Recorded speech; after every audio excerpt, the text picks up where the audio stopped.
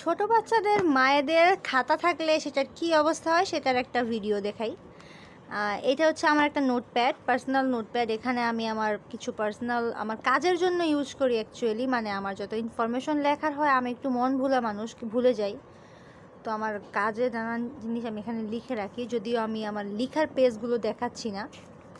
এই মানে খাতার আমার লেখার ফাঁকে ফাঁকে যত খালি পেজ পেয়েছে আমার বাবা একদম সব ভরে দিয়েছে একদম। এই হচ্ছে অবস্থা। এই যে আমি আর কি আমার লেখার পেজগুলো দেখাবো না, কারণ এটা পার্সোনাল, দেখানো উচিত না অ্যাকচুয়ালি। এই হচ্ছে অবস্থা।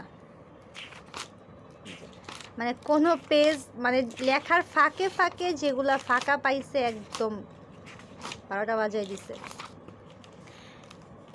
এই হচ্ছে অবস্থা। যাই হোক, আমি যখন আবার এই খাতাটা ধরি কিছু লেখার জন্য, খাতাটা হাতে নেই, আমার মনের ভিতরে একটা প্রশান্তি কাজ করে আলহামদুলিল্লাহ। মানে এটাও এক ধরনের সুখ, এটা এক ধরনের শান্তি। এই যে আমার খাতার প্রতিটা পেজ ভরা, এটাও আমার কাছে এক ধরনের ভালো লাগা। আর এই ভালো লাগাটাই আমি সবার সাথে শেয়ার করলাম, এই আর কি।